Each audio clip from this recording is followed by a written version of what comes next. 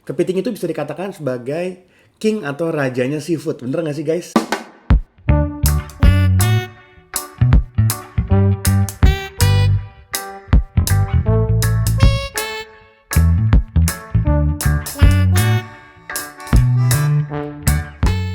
Halo teman-teman masak semuanya. Jadi hari ini kita mau ngomongin ini nih guys. Ya, haha.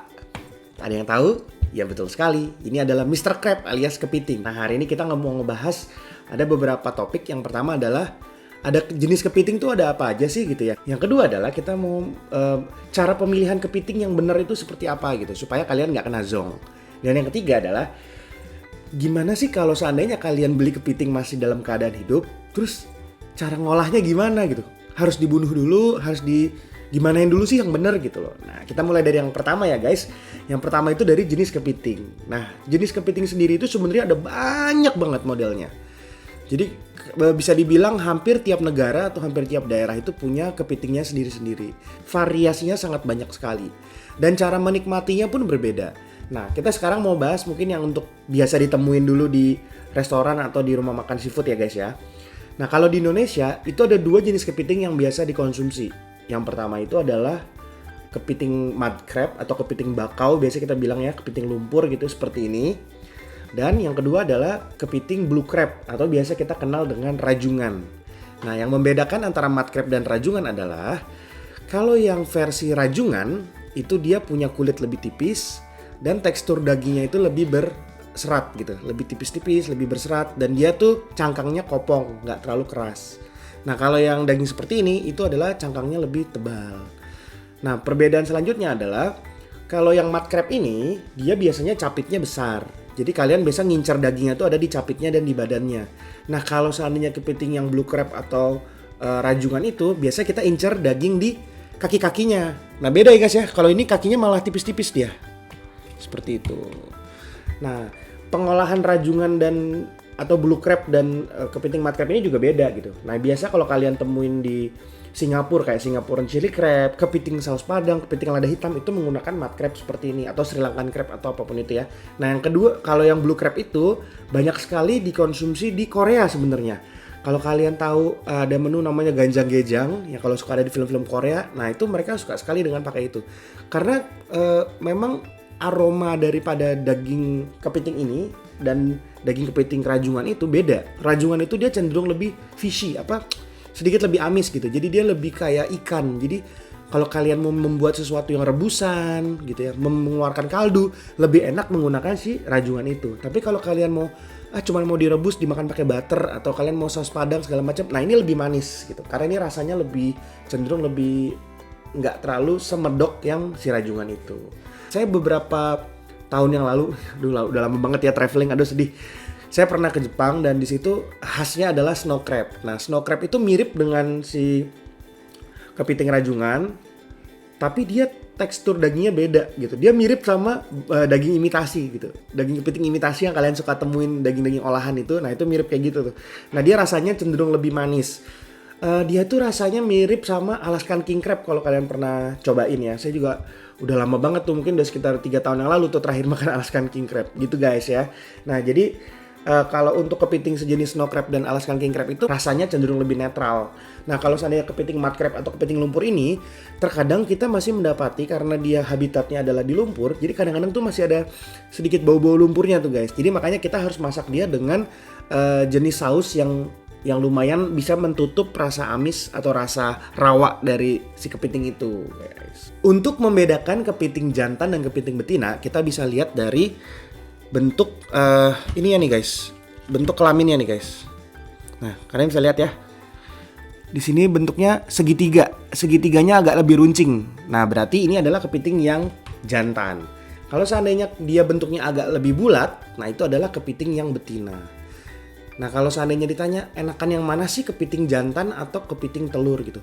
Nah, sebenarnya kalau dibilang enak yang mana itu preferensi ya guys. Tapi kalau seandainya berdasarkan beberapa review dari orang-orang bahwa kepiting betina itu memang dicari hanya karena telurnya aja gitu, bukan karena dagingnya. Jadi kalau seandainya kalian dapat kepiting betina tapi tidak ada telurnya, nah itu kemungkinan besar rasanya kurang mantap.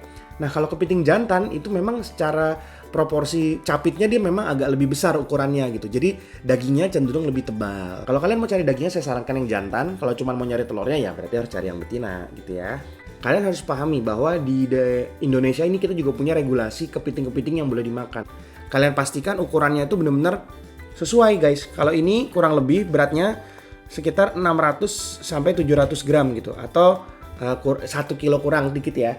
Nah itu udah layak untuk dikonsumsi. Dan selain itu juga kalau kalian makan kepiting yang kecil pasti kurang sedap ya, karena dagingnya cuma sedikit. Nah kalau kalian makan kepiting yang ukurannya besar seperti ini pasti lebih puas, bener gak? Oke, selanjutnya kita mau bicara tentang cara memilih kepiting nih supaya kalian gak kena zonk. Yang pertama adalah kalian harus pastikan dulu ini nih guys, capitnya nih. Kalau dia capitnya besar, kalian tepuk-tepuk gini nih. Kalau dia padat, nah berarti isinya full. Nah itu bagus tuh tandanya. Kalau seandainya kalian tepuk-tepuk terus dia bunyinya kayak kopong gitu, kalau bisa jangan diambil yang seperti itu. Tips yang kedua adalah kalian lihat di bagian kelaminnya nih. Yang tadi saya udah tunjukin ya. Ini kita tekan aja. Kalau dia masih keras, berarti dia kepitingnya masih fresh. Cek kaki-kakinya nih guys. Kaki-kakinya ini harus masih menempel semua sama badannya. Pastikan kepitingnya itu dalam kondisi hidup. Kalian harus cek pergerakannya, lincah atau enggak dia. Kalau seandainya kepitingnya lincah, berarti dia kepitingnya sehat. Kalian mungkin kalau pernah lihat di Instagram saya, ini kepitingnya kabur kemarin guys, saya lincah banget. Berarti ini kepitingnya segar. Nah, kepiting hari ini saya nggak di-endorse, tapi kalau kalian mau cari kepiting yang dengan kualitas ekspor seperti ini, saya ada referensi kenalan dari teman saya. Nanti saya taruh linknya di bawah ya, untuk Instagramnya bisa langsung dicek aja. Nah, kalau kita mau masak nih, kita harus belajar dulu nih cara ngebersihinnya. Jadi saya mau kasih kalian tips dan trik cara ngebersihin kepiting yang baik dan benar. Jadi sebelum kita mati atau kita bunuh gitu ya, kita harus memanusiakan kepiting atau mengkepitingkan kepiting ya guys ya, supaya dia nggak sakit juga. Ini bisa kita masukin freezer aja supaya dia nanti mati rasa guys, sekitar setengah jam aja cukup. Karena dia udah agak beku nih, jadi kakinya udah diem nih guys ya, jadi dia kayak tidur gitu. Nah ini bisa kita buka aja dari iketannya nih guys sebelum direbus ya, supaya ikatannya nggak usah kita rebus nih guys. Ini langsung bisa kita rebus selama 5-10 menit aja ya, atau sampai dia warnanya berubah, supaya kotoran-kotorannya nanti lebih gampang kita bersihinnya.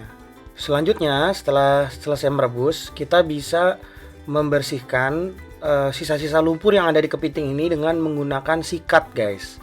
Nah jadi kita sikatin semua sisa-sisa lumpurnya supaya semakin bersih ya. Kalian bisa lihat di cangkang ini ada gap nih, ada selah di sini. Ini bisa kita buka aja untuk memisahkan cangkang sama badannya nih guys. Tuh, seperti ini. Nah, ini kalian bisa lihat nih di sini. Nah, itu adalah bagian insang yang kotor ya guys. Jadi ini yang kita buang. Nah, kalau sisa-sisa yang tomali yang ada di kepitingnya nggak usah dibuang guys. Selanjutnya nih cangkangnya nih ada bagian ini bisa dimakan, ini enak. Kalau ini jangan dimakan, ini nggak enak guys. Jadi ini kita buang aja. Ini tajam juga kok dan bikin pahit ya. Nah selanjutnya kita mau bersihin lagi cangkangnya, kan kotor nih guys. Kita sikatin lagi nih. Lihat ya before dan afternya nih. Tuh bersih deh semuanya. Untuk bagian badannya juga sama nih guys. Ada insangnya ya. Insangnya ini yang kita buang nih guys. Yang hitam-hitam kayak gini nih. Ini rasanya pahit dan dia juga kotor ya. Nggak bagus buat kesehatan nih guys. Selanjutnya capitnya nih ada selahannya. Bisa kita langsung cabut aja nih guys. Seperti ini ya.